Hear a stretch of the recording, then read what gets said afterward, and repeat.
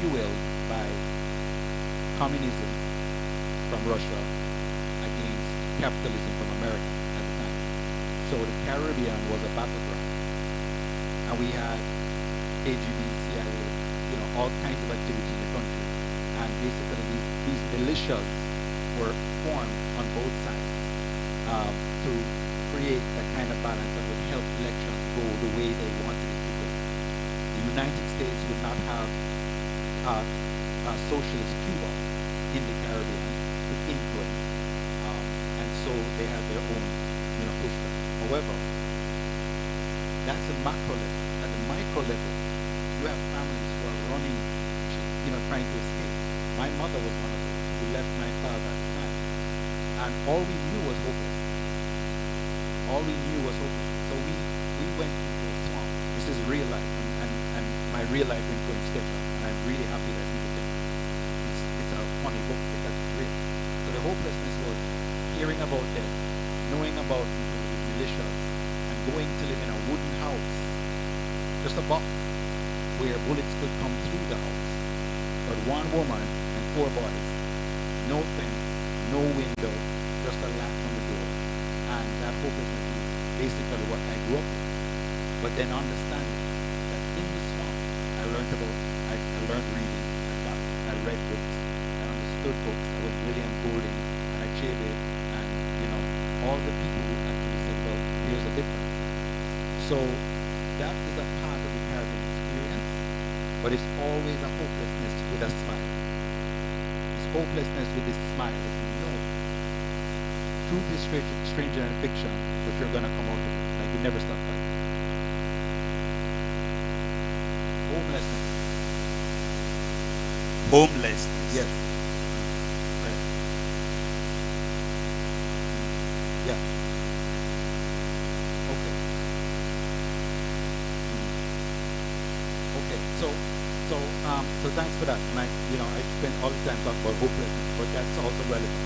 Homelessness, there is a sense of exile all the time. All the time. You don't know where you belong. You literally don't know where you belong.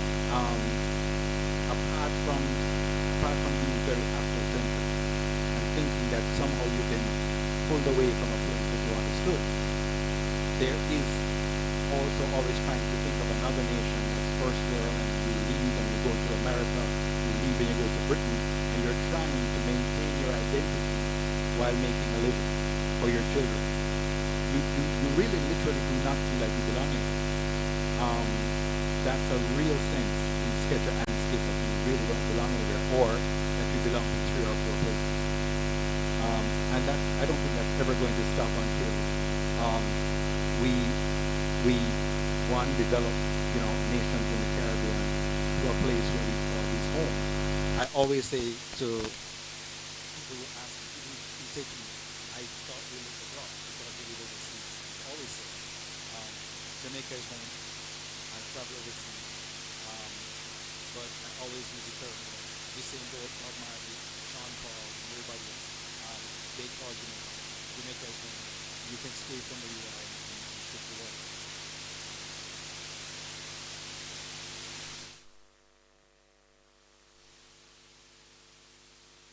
Thank you, Roland. How much did Christianity affect your writing, and how are you able to skit very, especially with everyone being very offended right now about it? Okay. Sorry, we use a particular word. I want to make sure I heard you. How much did? What's the word you use? Christianity. Okay. Um, my relationship with I grew up in a fundamentalist faith, fundamentalist. I believe that there is. Do you hear me? Yeah. I believe that there is a grounding, a strength in belief and in faith and in understanding that there is this that is greater than yourself, that holds you together and holds everything together. Right now, we're on a ball traversing 72,000 miles an hour. None of us can control it. So that tells you where we are. You're probably in control of nothing. So my belief at the time growing up, my fundamental thing, yes, would definitely stop me from writing music. It would. I had to separate myself from that connotation and really refocus on what does it mean, and we can use the term like that. What does it mean to do God's work? And sometimes doing God's work means finding out what you're good at, not necessarily work that is placed in a very conventional way a church says, but work that you know helps humanity. Now, we know in the apostles, Lydia was a sister. There was a Dorcas, who had clothes that they made in comfort, especially I found out. So while I never abandoned the principle of belief and faith, I had to find out what was my talent so that I didn't fall into the cliche of thinking that I needed to be one, a preacher, or two, somebody who just basically says, well, I only sing this and so I had to find that. And I think I went and did research myself and really asked a lot of questions. And I like when people write to me, DM or whatever, and say, listen, I read your book or I read your story and it moved me, I feel like I could. And I think that's what I'm there to do.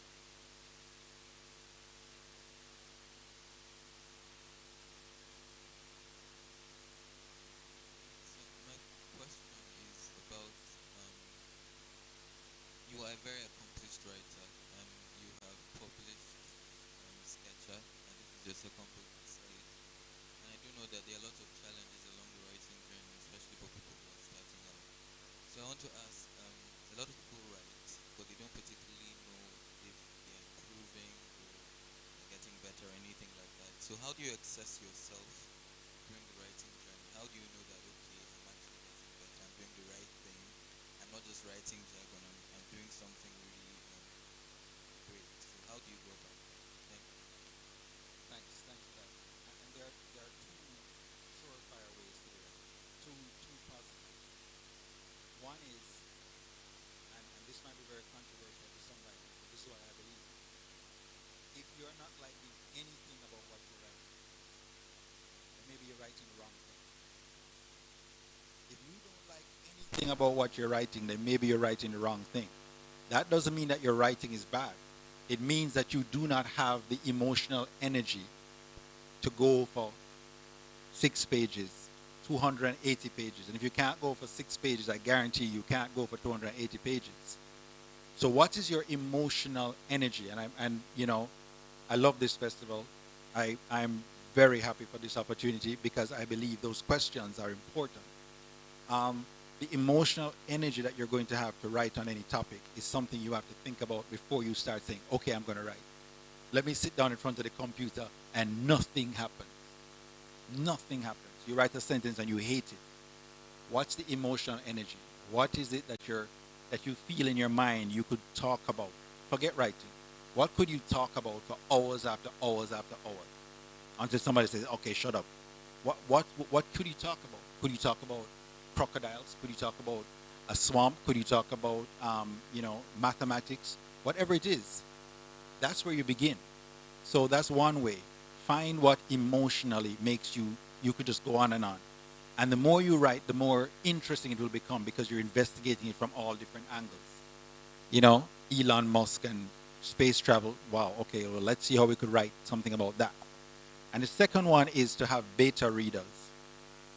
Now, many people want beta readers, but you think anybody's a good beta reader, and that's not true. Some beta readers will actually crash your project. The beta reader that's going to be the best beta reader are the ones who actually say, I've read this, there are good parts, and there are parts you can improve. Not the person who's going to holistically praise your work, and certainly not the person who's going to also criticize your work into the ground, because some people also do that. But the person who says, this is good, this is what I don't understand, or this is what the neuroscience about, and I didn't see, where's that part? The people who hold you accountable for the story that you promised them. So the disappearance of Mumadel, that won the Commonwealth Caribbean region, that's my most disciplined story to date. That's after 10 years. I sat down and said, Let's be disciplined, 1, 2, 3, up at 3 o'clock every morning, writing the story, battling with the story and the characters, but also saying to my beta readers, what do you think? And they said, hey, listen, you need to do this and this, etc. If I didn't agree, I wouldn't do it. But they made very good suggestions. So beta readers, and find what is your emotional energy that you can write on and on about. And you're going to keep writing the same book. That's the truth in a different way. Thank you so much, Roland. So because of time, please put your hands together for Roland. Thank you. Because of time, we won't be taking any other questions. Moving on quickly, our second guest for today is the person of Ikwo Diana Basi. Please put your hands together for the phenomenal Ikwo. Ikwo is a creative writer, performer, and social activist. She writes prose, poetry, and scripts for radios and TV and screen. Her writings explore social issues such as womanhood, the environment, and how to embrace our humanity as a precursor for healing. Her short story collection, A Foriro, and Other Stories was released in 2020 to much acclaim. Her first poetry collection, Symphony of Becoming, was longlisted for the NLNG Nigerian Prize for Literature, the Anna Poetry Prize, and the Wolo Soyinka Prize for Literature. Ikwo is known to perform her poems with a touch of Ibibio folklore. Stages she has graced include Page Arts Festival, Lagos International Poetry Festival, Ake Art and Book Festival, the Big 60 Cultural Exchange, Wolo Soyinka at 80, Lagos Black Heritage Festival, the Macmillan Literary Nights, Play Poetry Festival, and so much more. Her writings appeared in African Literature Today, Poetry Portion, Kalahari Review, African in Words, Saraba Magazine, Epidi Review, Anna Review, and Olisa TV. She has also been featured in several print and online anthologies. Ikwo resides in Lagos, where she has just completed work on the second volume of her poetry and edits the African speculative fiction magazine known as omenana.com. Ikwo will be reading from her book titled Coming Undone as Stitches, which was recently shortlisted for the NLNG Prize for Literature. Please put your hands together once again for Ikwo.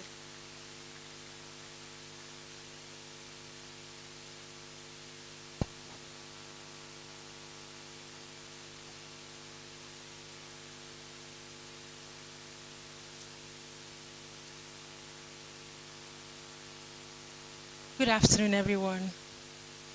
Good afternoon, everyone. Thank you. So yes, I've been told to read from this book. It's a collection of poems. It's just been shortlisted for the Nigeria Literature Prize. Do you know about the prize? Okay, so the Nigeria Literature Prize is funded by the NLNG. The prize is worth $100,000. It's the biggest literary prize in Africa.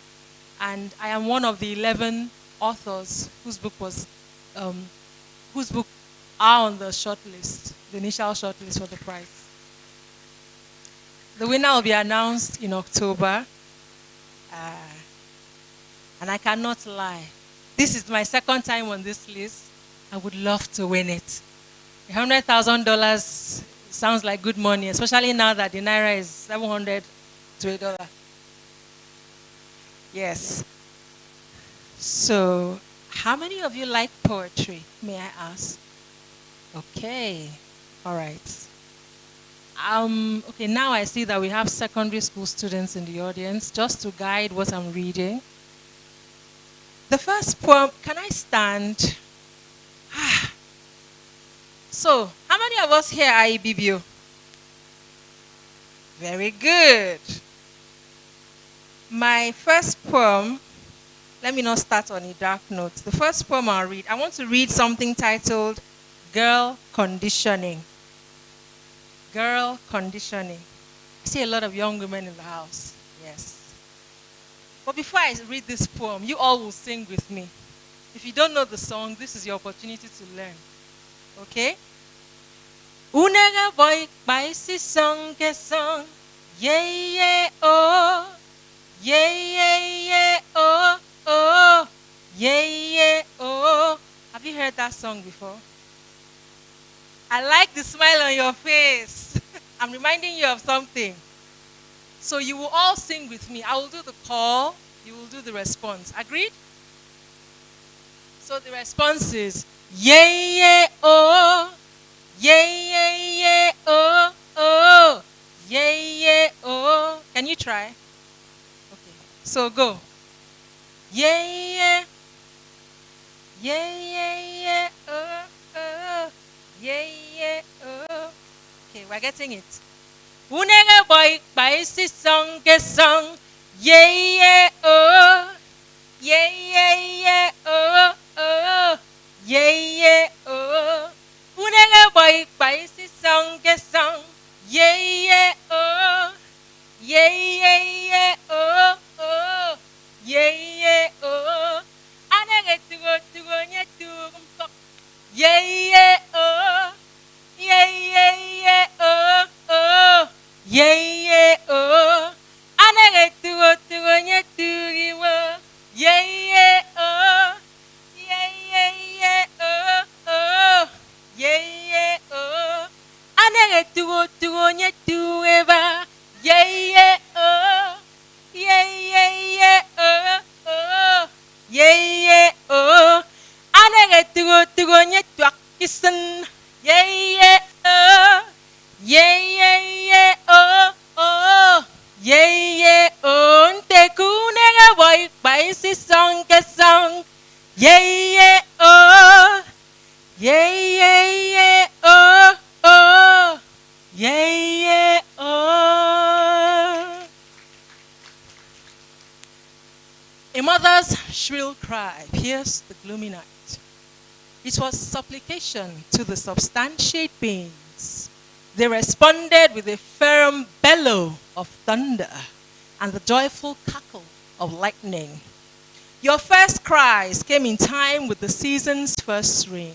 Father's pride, mother's replica. In keeping with your praise chants, age 5, they said, sit with your legs closed. Don't climb trees with the boys.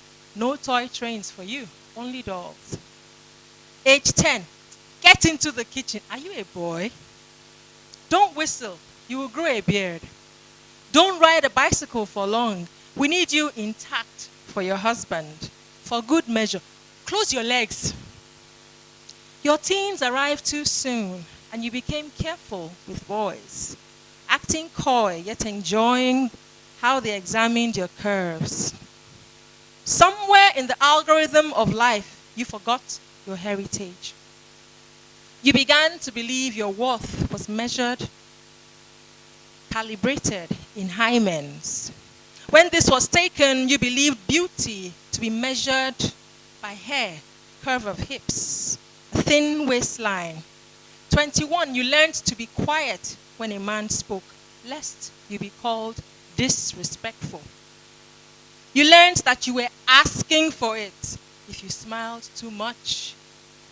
28 strolled in, and the world remembered you had a clock ticking faster than your ovaries and womb could count.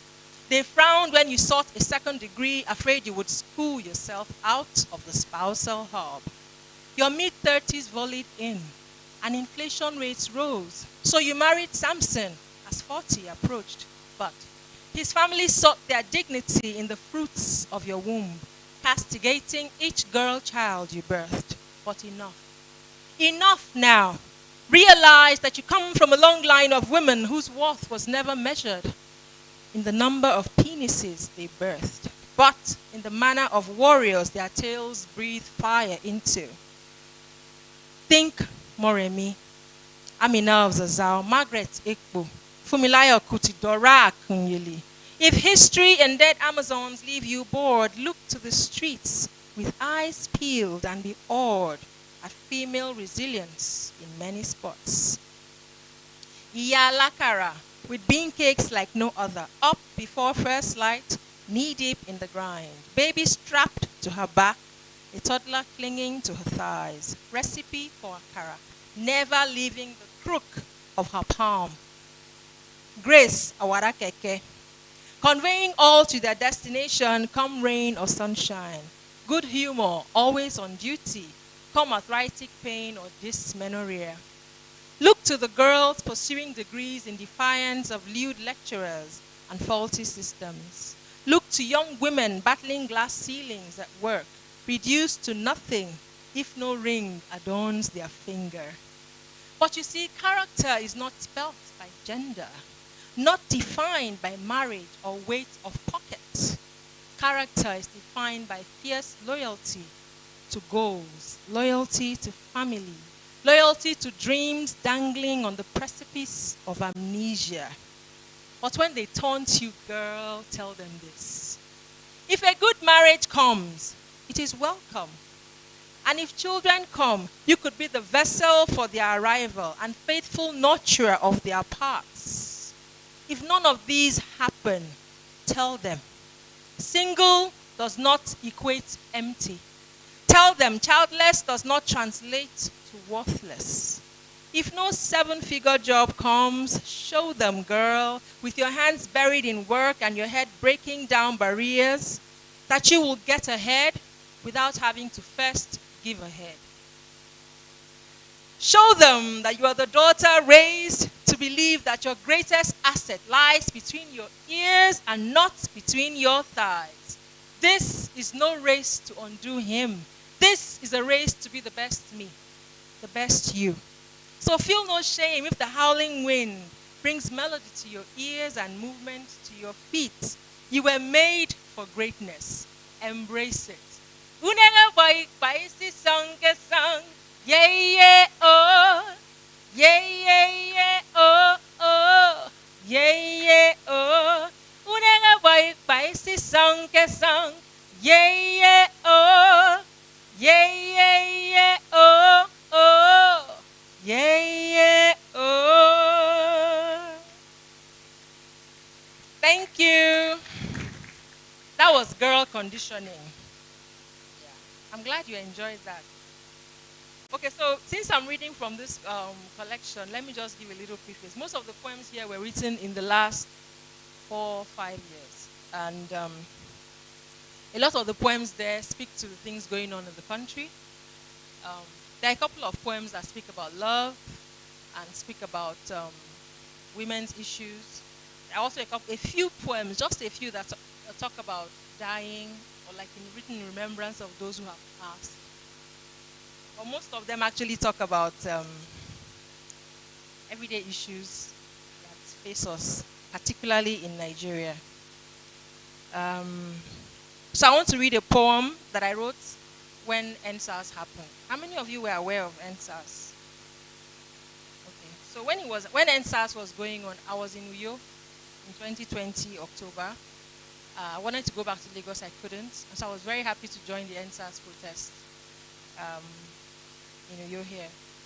It was very disheartening for me to watch how soldiers walked out and shot people's children who were carrying the Nigerian flag. You would think that they would respect the flag of our country. It was very disheartening, even more so that there are many lies and many attempts to cover the truth. So yeah, imagine if this had happened in a time when we did not have Instagram Live, or Twitter or Facebook, what then could have happened? This is just to show us that, this just made me remember all the things I heard as a child. In 1993, we had an election that was said to be the most, what was the word they used? They said it was the one election that happened in Nigeria that was not falsified. People were not induced to vote for other people. A lot of Nigerians came out and voted for these particular candidates. But that mandate was stolen, not just from the winner, but from us as Nigerians. I'm saying this because as young people, I think we need to take it upon ourselves to, even if you cannot run for a position, you need to be concerned about the things happening in your country. Everything is political, whether you like it or not.